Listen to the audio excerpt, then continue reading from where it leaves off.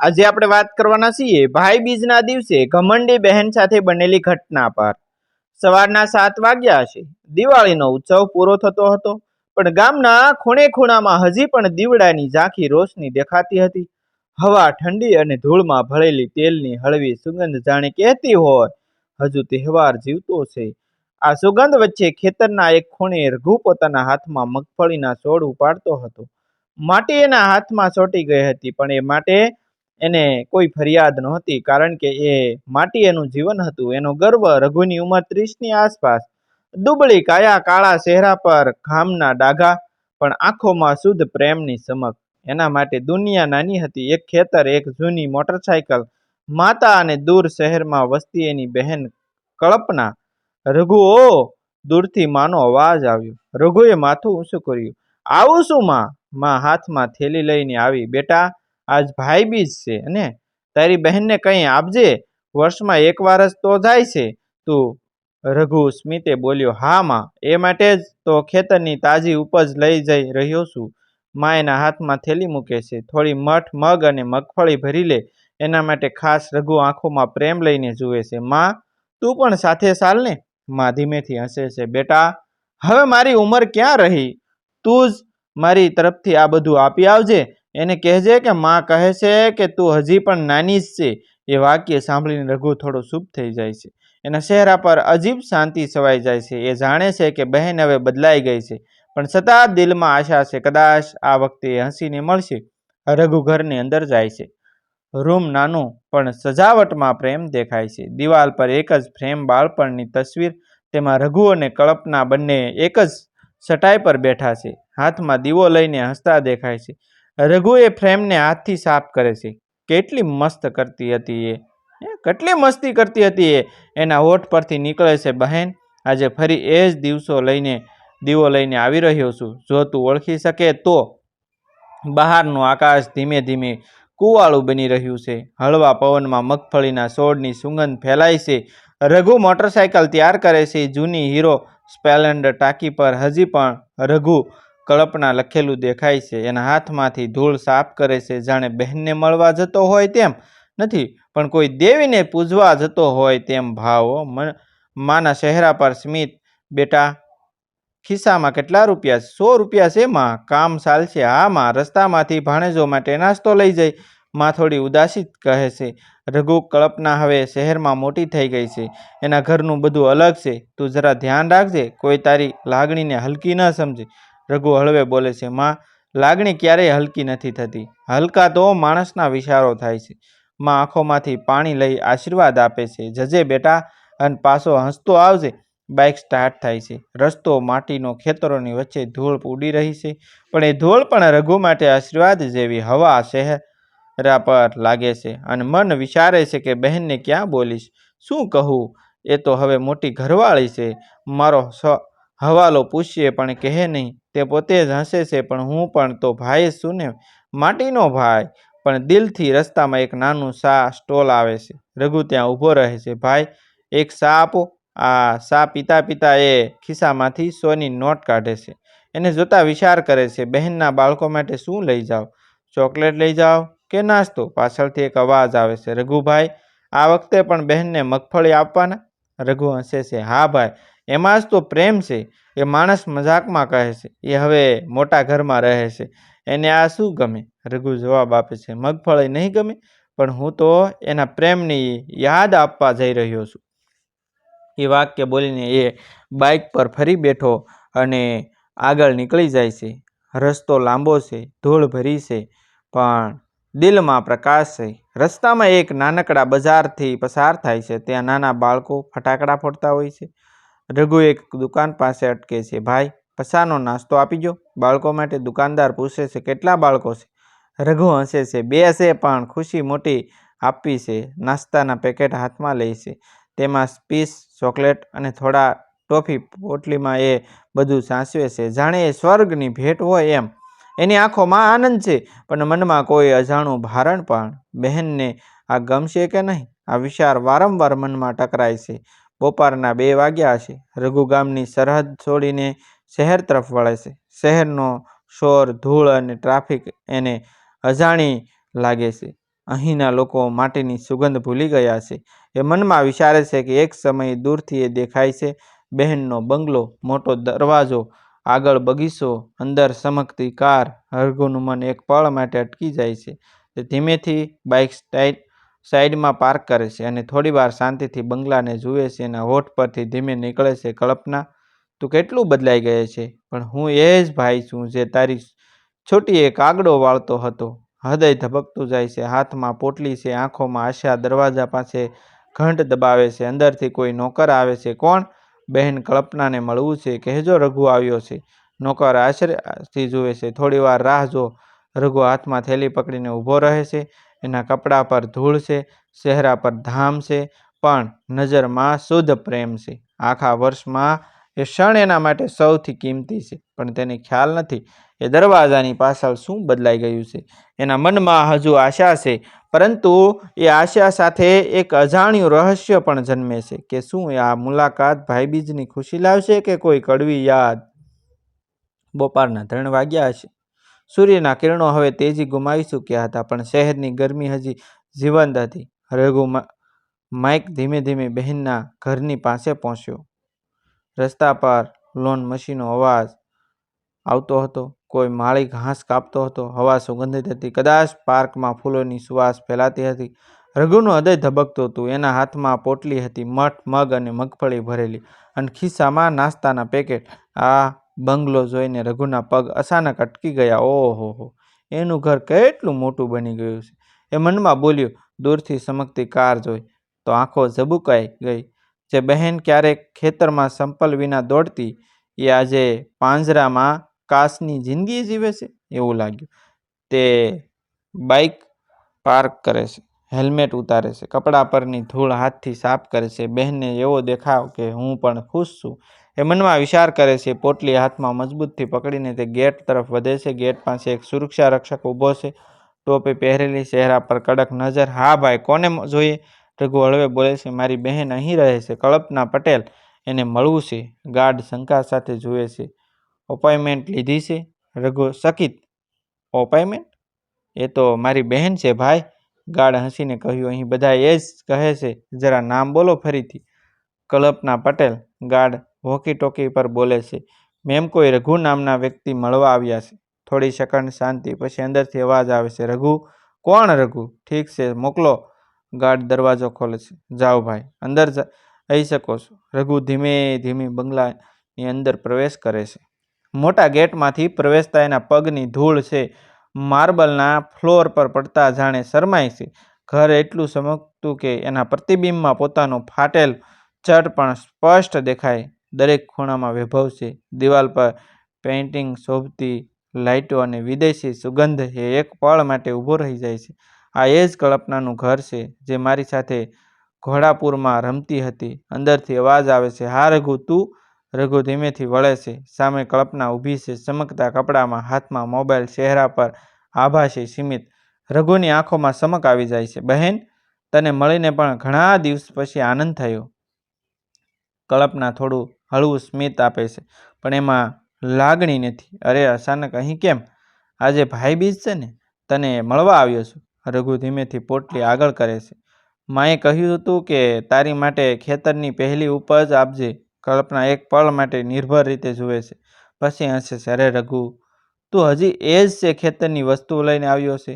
રઘુ ધીમેથી બોલે છે. હા બહેન, આ મગફળી, મઠ અને મગ છે. તારા હાથથી ખાઈશ એ આશીર્વાદ સમાન છે. કલ્પના ચહેરા પર અસ્પષ્ટ અસહજતા દેખાય છે. રઘુ, હવે હું એવા ખોરાક નથી ખાતી. અહીં ફોરેન પેકેટ આવે છે. શું કામ એવા આયતી ફળો? તું ખેતરની વસ્તુ લઈને આવ્યો છે. રઘુ હસવાનો પ્રયત્ન કરે છે. હા બહેન, પણ આ ખેતરની માટી સાથેનો પ્રેમ છે. કલ્પનાએ કપાળ પર હાથ મૂક્યો. તું હંમેશા એ જ ભાવનામાં જીવે છે. પૈસા કમાવા શીખ. રઘુ લાગણીથી પેટ નથી ભરાતું. રઘુ થોડીવાર શાંત રહી જાય છે. એના હાથમાં પોટલી નીચે સરકી જાય છે. તે બોલે છે. બહેન, મેં વિચાર્યું કે તને આ યાદ કરાવે કે આપણે ક્યાંથી આવ્યા છીએ. કલ્પના થોડી કઠોર અવાજમાં કહે છે. એ બધું ભૂલી જા હવે. હું અલગ દુનિયામાં જીવું છું. તું પણ બદલાવતા શીખ. રઘુની આંખો ભીની થાય છે. એ શાંતિથી ટેબલ પર પોટલી મૂકે છે. માએ કહેલું બહેનને આપજે. એ માટે લાવ્યો હતો. કલ્પના એક ક્ષણ માટે કશું બોલી શકતી નથી. પછી બોલે છે, માં કેવી છે? સારી છે. તને ખૂબ યાદ કરે છે.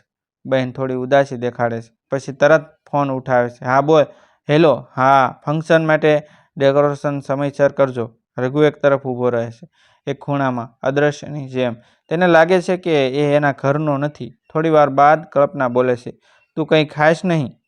ચા પીશ? રઘુ માથું હલાવે છે. હા બહેન, લઈ લઉં. નોકર ચા લાવે છે. ચાયના કપમાં સુગંધ અલગ. રઘુના હાથ કંપે છે.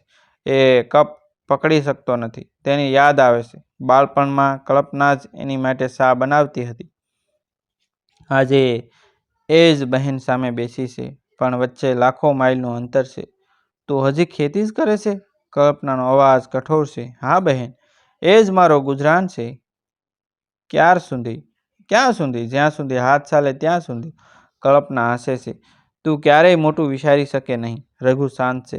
એના હૃદયમાં શબ્દો ઉકળે છે, પણ એ બહાર નથી આવતા. તે ફક્ત કહે છે, બહેન, મોટા સપના એના હોય છે જેઓ નાના દિલ નથી રાખતા. કલ્પના એ વાતને અવગણે છે. માએ તને શું આપ્યું હતું આવવા માટે? 100. ફક્ત 100 રૂપિયા? બસ એટલા?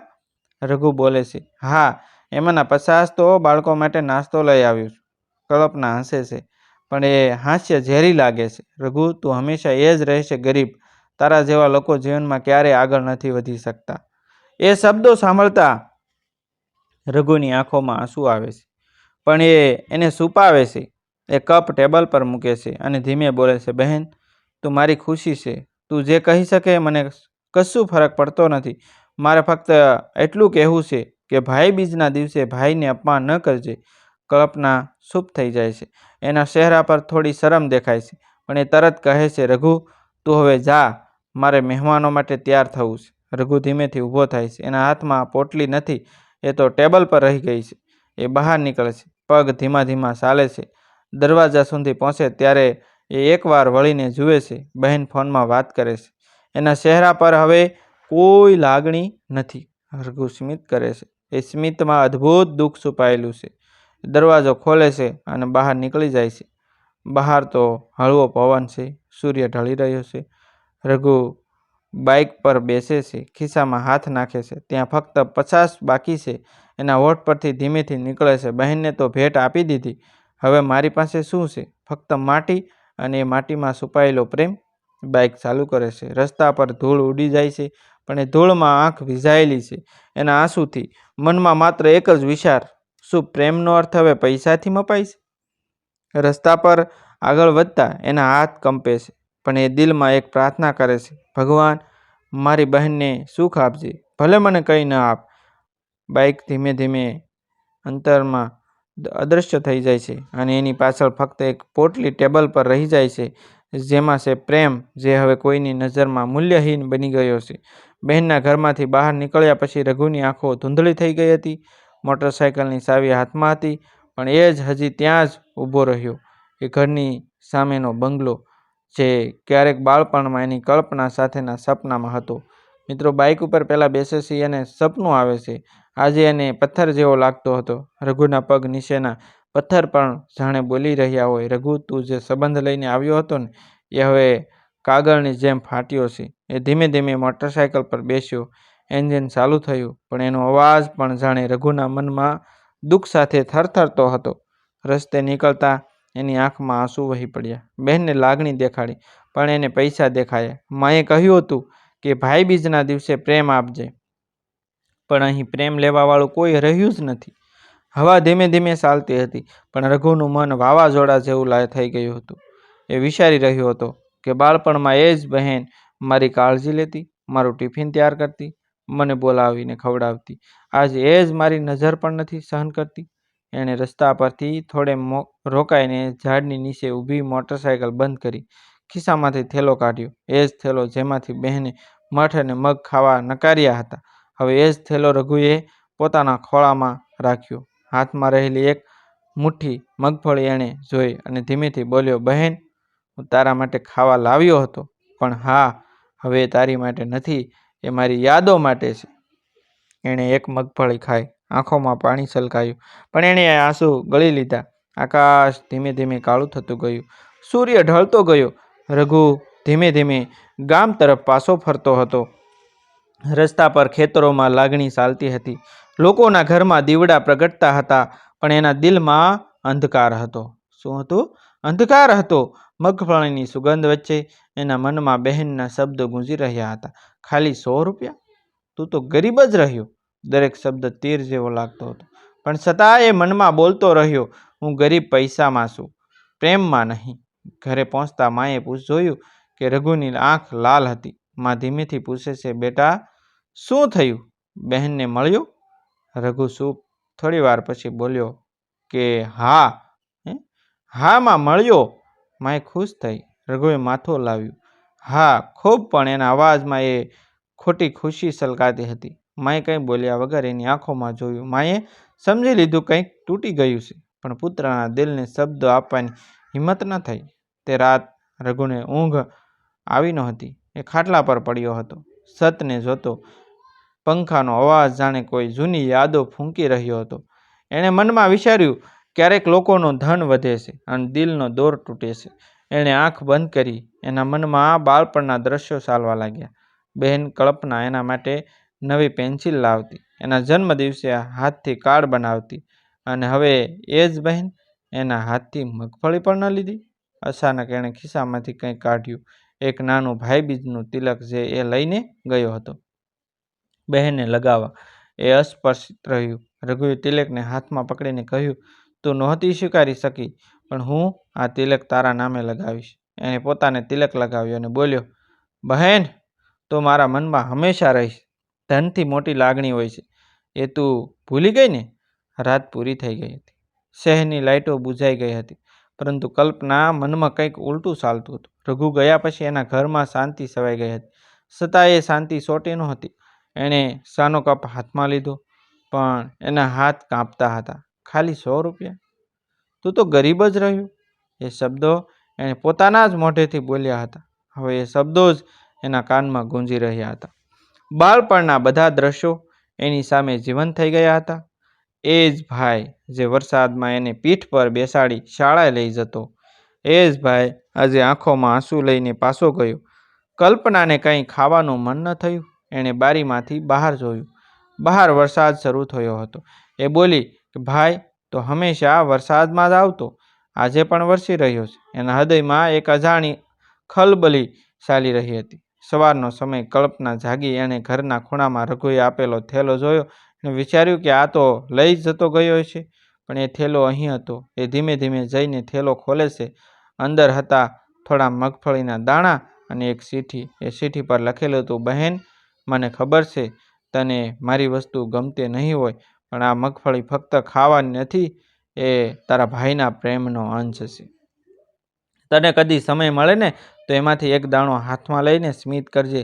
તું ખુશ રહે, એ જ મારી ભાઈબીજ છે. તારો ભાઈ રઘુ. એ શબ્દ વાંચીને કલ્પનાના હાથમાંથી ચીઠી નીચે પડી ગઈ. આંસુ એક પછી એક ગાલ પર વહેવા લાગ્યા. એણે માથું પકડ્યું અને ધીમેથી બોલી, રઘુ, મેં શું કરી નાખ્યું? સાંજના 5 વાગ્યા. કલ્પનાએ નિર્ણય લીધો, મારે હવે એને મળવા જવું જ પડશે. એણે ડ્રાઈવરને બોલાવ્યો, મને ગામ લઈ જા. તરત કારના કાચ પરથી બહાર વરસાદ હજી પણ વરસી રહ્યો હતો. દરેક ટીપું જાણે એને પોતાના પાપની યાદ આપતું હતું. ગાડી ધીમે ધીમે ગામ તરફ વધતી ગઈ. રસ્તામાં એક ખેતર આવ્યું. એ જ ખેતર જ્યાં રઘુ કામ કરતો હતો. બાજુમાં નાનો ઘાસનો ઘરડો દેખાતો હતો. કલ્પના ત્યાં ઊભી રહી. એક વૃદ્ધ સ્ત્રી બારણે બેઠી હતી. એ હતી માં. કલ્પનાએ ધીમેથી કહ્યું, માં, માં. એ આંખો ઊંચી કરી જોયું. થોડો સમય એણે વિશ્વાસ જ ન કર્યો. કલ્પના, તું અહીં? કલ્પના રડી પડી.